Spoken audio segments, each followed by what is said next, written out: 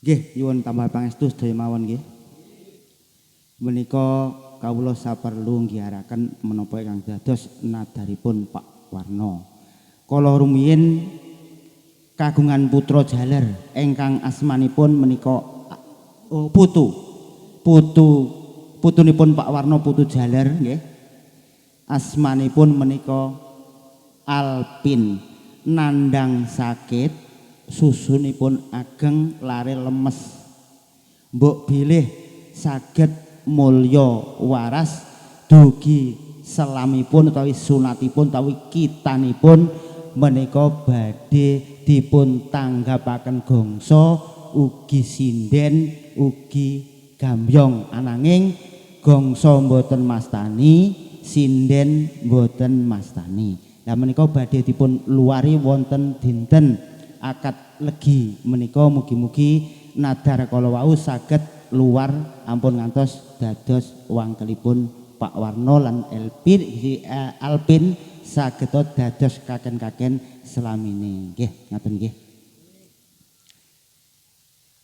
Menika sampun nyasatu tiyang sepuh kula mandhapi dhateng derek kula kang sepuhanem sedaya. Kawula sedaya minggiraken menapa ingkang dados hajatipun Pak Warno sak keluarga ngawontenaken jenang sengkala ingkang setunggal nyengkalani mbok Ibu Bumi Bapak Kuwasa Ibu Kapa Padam bumi kang dipun panggeni Pak Warno sak keluarga paling sengkalan nyuwunaken rahayu slamet wilujeng sak rakyat bateipun sak raja gadanipun sak tanja ngamalipun mugi-mugi Gusti Allah ngijabahi kabantu barokah doa saking sederek kula sepuhanen sedaya ingkang saaturan nggih gadah niat malih ngawontenaken jenang sengkala ingkang angka kalih perlu nandangi sengkalane anggenipun ngluwari nadaripun Pak Warno panipun tandangi sengkalane mugi-mugi sedaya nadar kala saged luar wonten ing dinten menika salajengipun mugi-mugi Gusti Allah ngijabahi kabantu barokah doa saking sederek kula sepuhanem sedaya. Dene kangge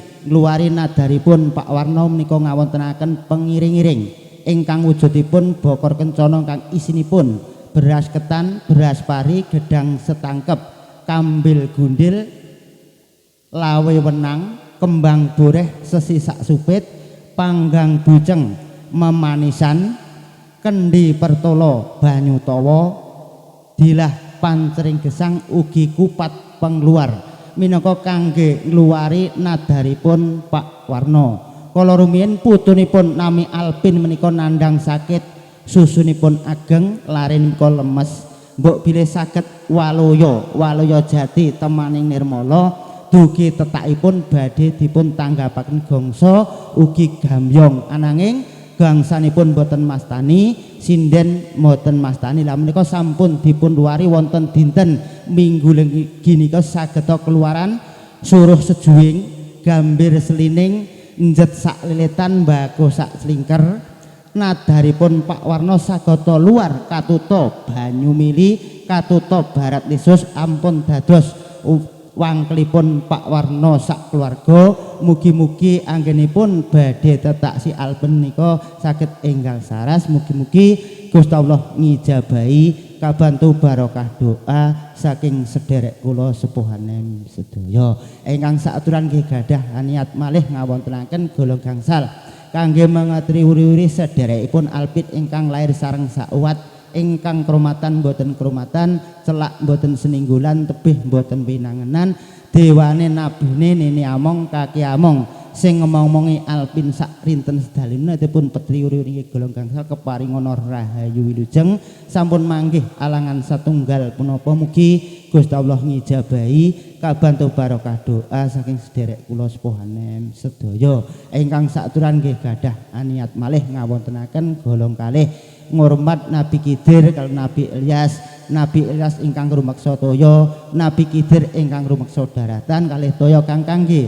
sesuci si Alpin anggenipun badhe nglampahi Islam utawa anggenipun nglampahi tetak kalih to kang kangge ingkang dipun rusak sak palaraganipun Pak Warno pramitipun hormat golong kalih saged manggih rahayu wilujeng boten wonten halangan satunggal punapa mugi Gusti Allah ngijabahi kabantu barokah doa saking sederek kula sepuhanem sedaya ingkang saaturan nggih gadah niat malih ngawontenaken sekul rames menika ngormat para leluhur ingkang sampun semare luhur saking tiang jaler saking tiang estri jaler luhur sak pernah panggenan kang majipit dumateng keluargane Pak Warno pramila dipun hormat sekolah mas mugi-mugi sedaya leluhur kapundhut kanthi husnul khotimah mugi-mugi Gusti Allah ngijabahi kabantu barokah doa saking sederek kula sepuhane sedaya ingkang saaturan nggih gadah niat malih